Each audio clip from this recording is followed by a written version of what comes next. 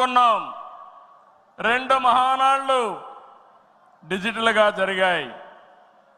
అయితే ఈసారి కడపలో దేవుని గడపలో జరిగే మహానాడు ఒక చరిత్ర సృష్టించబోతుంది. సువర్ణాక్షరాలతో ఆంధ్రదేశ రాష్ట్ర ఆర్థిక పరిస్థితి ఒక దిశ నిర్దేశిస్తుందని చెప్పి తెలియజేసుకున్నా. ఈరోజు చల్లని వాతావరణం. అన్ని మహానాడులంటే చాలా వేడివేడిగా ఉండేది, ఎండలు ఎక్కువ ఉండేటివి. ఒక ప్రశాంతమైన వాతావరణంలో, ఆహ్లాదకరమైన వాతావరణంలో ఈరోజు కడపలో మహానాడు జరుగుతూ ఉంది. ఉమ్మడి కడప జిల్లాలో 10 స్థానాలకు గాను 7 స్థానాలు గెలిచాం. మన సత్తా చాటాం. ఈసారి ఇంకొంచెం కష్టపడితే 10కి 10 మనమే స్వీప్ చేస్తాం. రాయలసీమ ప్రజలు అద్భుత చైతన్యంతో ఈసారి ఇచ్చిన తీర్పును గౌరవిస్తూ వారికి ధన్యవాదాలు తెలపడానికి కడపలో మహానాడు పెట్టాలని నిర్ణయించాం.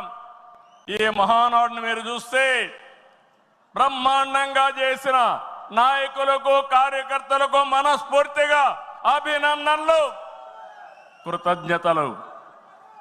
2024 ఎన్నికల్లో పార్టీ సాధించిన విజయం అసామాన్యం. 93% స్ట్రైక్ రేట్, 57% పైన ఓటు షేర్తో కొత్త చరిత్రను సృష్టించాం.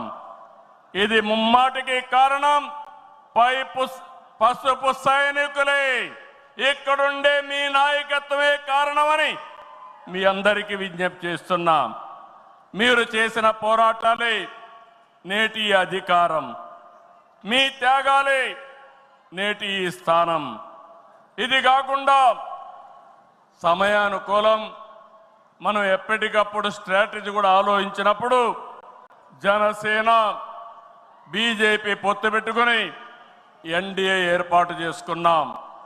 దానివల్ల కూడా ఈరోజు ఈ మహా విజయానికి దోహదం చేశాయని చెప్పి విజ్ఞప్తి చేస్తున్నాం. ఏమీ ఆశించకుండా దశాబ్దాలుగా ప్రతి గ్రామంలో జెండా మోస్తున్న కార్యకర్తల వల్లనే మనం ఇక్కడున్నాం. నేనే కాదు, ప్రతి ఎమ్మెల్యే, ప్రతి ఎంపీ, ప్రతి మంత్రి గుర్తించుకోవాలి. 43 ఏళ్ల ప్రస్థానంలో దేశంలో ఏ పార్టీ ఎదుర్కొన్నటువంటి సంక్షోభాలు పార్టీ ఎదుర్కొన్నాం. అయితే పార్టీ పని అయిపోయిందని మాట్లాడిన వాళ్ళు వాళ్ళ పని అయిపోయింది తప్ప పార్టీ మాత్రం ఎప్పుడు ఎక్కడ తిరిగి చూడలేదు. తెలుగుదేశం జెండా రెపరెపలాడుతూనే ఉంటుంది.